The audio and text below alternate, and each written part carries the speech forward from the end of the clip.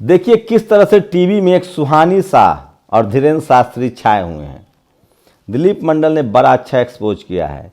सुहानी शाह के हाथ में जो स्लेट है वो दरअसल डिजिटल स्लेट है। जैसी वो जिसके बारे में बात करती हैं वो जैसी पहले बताता है उसके बाद वो स्लेट पलट देती हैं और उस स्लेट पर उसका नाम दिखता है। सोचिए ऐसा तो हो ही नहीं सकता है कि आपके मन में क्या चल रहा है ये कोई दूसरा जान ले, चाहे वो कोई कितना बड़ा भी साइकोलॉजिस्ट हो। तो दो तीन चीज़ें चल रही है। डिजिटल ज़माना है, ये जादू है, कला है। जैसे लोग हाथों की सफाई, इसको हाथों की सफाई कहते हैं, हाथों की सफाई से ताश के पत्ते को गुलाब का फूल बना देते हैं। हम लोग दांतों तले उंगलियां काट लेते हैं। सफाई से लोग एक ही कोट में मतलब गर्दन काट देते हैं जादूगरी में। तो जादूगरी और जादूगरी के लिए धर्म का इस्तेमाल करना, क्या ये आपको नहीं लगता कि गुनाह है और उस धर्म के दुश्मनी है? सोचिए तो सुहानी शाह भी जो है वो स्लेट पर जो लिखती हैं वो एक खेल है, जादू है, कला है, आर्ट है। इससे आपकी किस्मत नहीं बदल जाएगी, इससे आप अमीर नहीं हो जाएंगे, नहीं इससे आपकी बीमारी ठीक हो जाएगी। अरे जो डॉक्टर 20 साल तक प्रैक्टिस करता है वो भी कहता है कि लीवर में इन्फेक्शन है तो पहले टेस्ट करवाओ।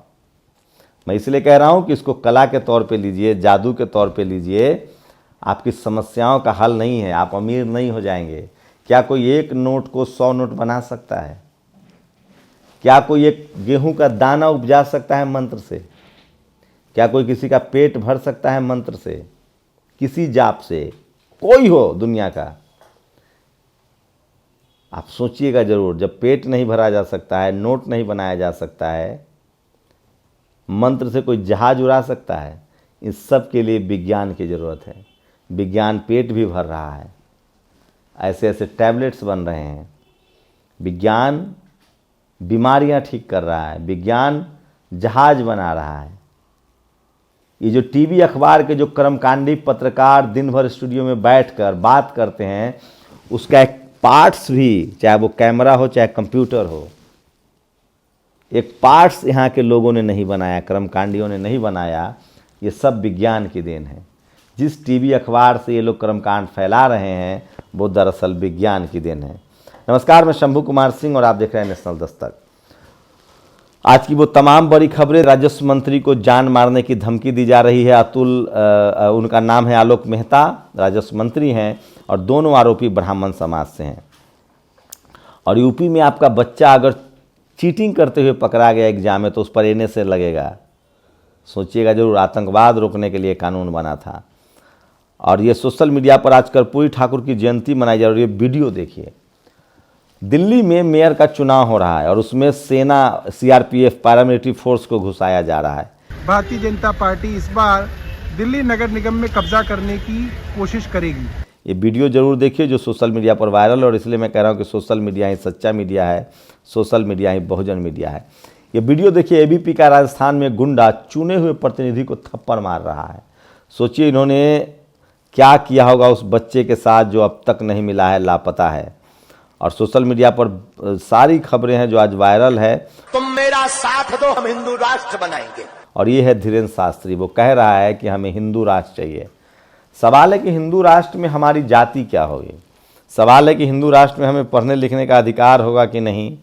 मनुस्मृति, रामचरित्र, तुलसी दुबे के रामचरितमानस, बंच ऑफ थॉट्स के हिसाब से तो हमारे साथ इस देश के 97% हिंदुओं के साथ व्यवहार नहीं किया जाएगा। क्योंकि वैदिक व्यवस्था में ब्राह्मण धर्म में ऊपर ब्राह्मण होगा, बीच में क्षत्रिय होगा, सब कंट्रोल ब्राह्मण समाज के हाथ में रहता है। और जाति जनगणना इसलिए ज़रूरी है। सोचिए, ये देखिए, 2023 उत्तर प्रदेश राजकीय महाविद्यालय वनस्पति विज्ञान असिस्टेंट प्रोफेसर की भर्ती हुई है।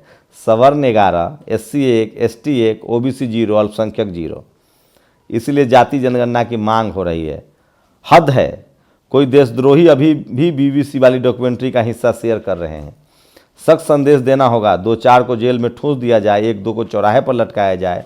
यही वक्त है, बहुत हुआ लोकतंत्र का सम्मान वाली नौटंकी, अब खुलकर खेलना होगा। इस तरह का रणविजय सिंह तंज कर रहे हैं। और सोचिए तक पोस्ट, ये जो मीना हैं, उन्होंने हंसराज मीना ने पोस्ट लिखा है, अखबार में आर्टिकल लिखा है। महाराष्ट्र के महाराष्ट्र के काला जादू रोकथाम मैजिक रेमिडीज एक्ट कानून सारे देश में लागू हो। ये बाबा को इसलिए नागपुर से भागा गया था कि वहाँ अंधविश्वास का कानून लागू है। और जननायक कर्पूरी ठाकुर को जो जयंती जो उन्होंने याद किया है राजेंद्र प्रसाद सिंह ने, वो पढ़ाता हूँ। जननायक का मतलब न सिर्फ आरक्षण बल्कि जननायक कर्पूरी ठाकुर के अनेक कार्य बेमिसाल हैं। मैट्रिक में अंग्रेजी की अनिवार्यता जननायक ने खत्म कर दी और ख़त्म करते ही बिहार के विश्वविद्यालयों में बड़े पैमाने पर गरीब, ग्रामीण और पिछड़े समाज के छात्र छात्राएं दाखिल हुए। विश्वविद्यालयों में विद्यार्थियों की संरचना बदल गई। अंग्रेजी दा सम्राट वर्ग का वर्चस्व टूटा। जननायक ने बिहार में पंचायत चुनाव कराकर ग्रामीण सत्ता पर ग्रामीण वर्चस्व कायम किए। सम्राट वर्ग का वर्चस्व टूटा। जननायक ने पहले मिडिल क्लास तक और फिर हाई स्कूल तक छात्रों की फीस पूरी तरह से खत्म कर शिक्षा का द्वार गरीब से गरीब के लिए भी खोल दिए। जननायक ने 5 बीघे से कम खेत वाले किसान का सिंचाई टैक्स माफ़ कर छोटे से छोटे किसानों के द्वार खेती के लिए खोल दिए। वो जननायक ही थे जिन्होंने गांधी मैदान में 5 में बैठाकर बेरोजगार अभियंता और डॉक्टरों की नियुक्ति पत्र बांट दिए। आज जननायक के जन्मदिन पर सत नमन। सोचिए, इसी जननायक को, कर्पूरी ठाकुर को, लोग जाति की वजह से इतनी गालियां देते थे जिसका अब हम चर्चा नहीं कर सकते हैं। ये आरक्षण से कहाँ से आई, कर्पूरिया की माँ डैश डैश डैश। आज भी आपके मंत्री को किसी को जान मारने की धमकी, किसी को जीभ काटने की धमकी, किसी को गर्दन काटने की धमकी दी जा रही है, जैसे जगदेव बाबू को मार दिया गया। आप सोचिएगा जरूर। और स्वामी प्रसाद मौर्य के खिलाफ ये लोग विरोध प्रदर्शन कर रहे हैं। उन्होंने सिर्फ इतना पूछा है कि जो किताब हमें गाली दे उसको हम किताब कैसे माने। और उतना राम का नाम नहीं लिया जितना पठान का नाम ले लिया। ये देखिए, ये है डॉक्टर प्राची साध्वी।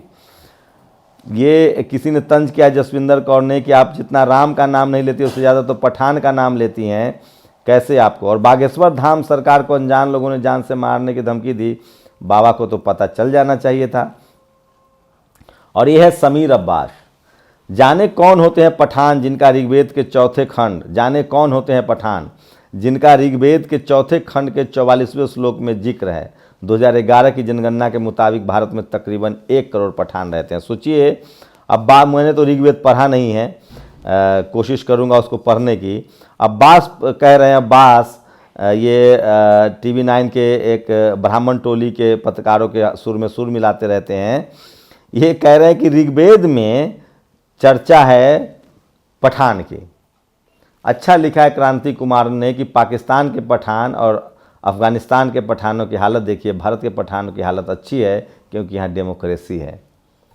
और पठान फिल्म में अंसारी को विलेन दिखाया गया है और ऋग्वेद में पठान की चर्चा है। सोचिए, कुछ तो खेल है। कब लिखा गया होगा ऋग्वेद? तब क्या भारत में पठान आ गए थे? और पठान आए कैसे थे? भारत के मूल निवासी तो पठान नहीं थे। मैं समीर अब्बास के हिसाब से बात कर रहा हूँ। अगर पठान में ऋग्वेद में पठान की चर्चा है, सोचिए, इन्होंने लिखा है जिनका ऋग्वेद के 4थे खंड के 44वें श्लोक में जिक्र है। मतलब ये लिखी कब गई है किताब? इसीलिए राजेंद्र प्रसाद सिंह लिखते हैं कि भविष्य पुराण में रानी विक्टोरिया की चर्चा है, तो मोदी जी की भी चर्चा हो जाती। सोचिएगा जरूर कि ये किताबें कब लिखी गई हैं। सभी ब्राह्मण टीवी एंकर और पत्रकार एक राय से अपनी जाति के बागेश्वर बाबा के पक्ष में खड़े हैं।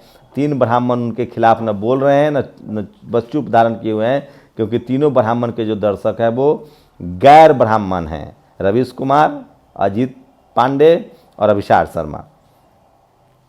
तो दिलीप मंडल सबकी परत खोलते हैं। चंद्रशेखर रावत ने भी उनको बधाई दी है। और भाजपा विधायक के रिश्तेदार के कुत्ते को अवैध खनन के ट्रैक्टर ने कुचलकर मार दिया। मामला इतना संगीन था कि भाजपा के मंत्रियों को FIR लिखवाने के लिए फ़ोन गनगनाने लगे। आजम खान की भैंस पर हल्ला मचाने वाली भाजपा के नेता और बिकाऊ मीडिया अब अवैध खनन और कुत्ते की मौत पर FIR कब सीखेगी? इस पर मैं एक अलग से स्टोरी भी करवाऊंगा, आप भी देखिएगा। सोचिए, भैंस चोरी होने पर FIR हुआ था, तब मीडिया ने कोहराम मचा दिया था, और अब जब कुत्ता चंप गया उसका FIR हो रहा है। FIR तो होना चाहिए, लेकिन सवाल है कि मीडिया तभी सवाल पूछती है जब कोई गैर सवर्ण जो है वो मुख्यमंत्री या CM हो। और केरल के KR नारायणन फिल्म इंस्टीट्यूट के डायरेक्टर शंकर मोहन, जो कभी सॉफ्ट पॉर्न फिल्म के निर्देशक था, उसने फिल्म इंस्टीट्यूट के एडिटिंग डिपार्टमेंट में आरक्षण को दरकिनार कर SC/ST छात्रों को सीट नहीं दी। शोर मचाया गया, आंदोलन किया गया। जातिवादी शंकर मोहन ने इस्तीफा दे दिया। आप सोचिए केरल जैसे राज्य में वहाँ लेफ्ट का शासन रहा है, वहाँ पता है क्या बदला है? वहाँ सवर्ण हिंदू, सवर्ण ब्राह्मण, सवर्ण ईसाई और सवर्ण मुसलमानों का सत्ता पर कब्जा है। इस देश में हर जगह जाति की जो बीमारी है वो जा नहीं रही है, चाहे राज कोई हो। तो ये साहब को अब इस्तीफा देना पड़ा है और ये एबीपी के गुंडे वाला सबसे ज़्यादा सोशल मीडिया पर वायरल है। और सबसे देखिए जयपुर के महारानी कॉलेज की घटना है जो लोग वायरल है। तो मैं बार बार कह रहा हूँ कि सोशल मीडिया ही सच्चा मीडिया है, सोशल मीडिया ही बहुजन मीडिया है। आप लोग अपनी प्रतिक्रिया जरूर दीजिए। शुक्रिया। नेशनल दस्तक की आपसे गुजारिश है कि अगर इसको बचाना चाहते हैं तो नेशनल दस्तक को सब्सक्राइब करने के लिए रेड कलर के सब्सक्राइब बटन को दबाएं, फिर बेल आइकन की घंटी दबाएं। नेशनल दस्तक को बचाने के लिए बहुत जरूरी है कि हर खबर को शेयर करें, लाइक करें, कमेंट जरूर करें।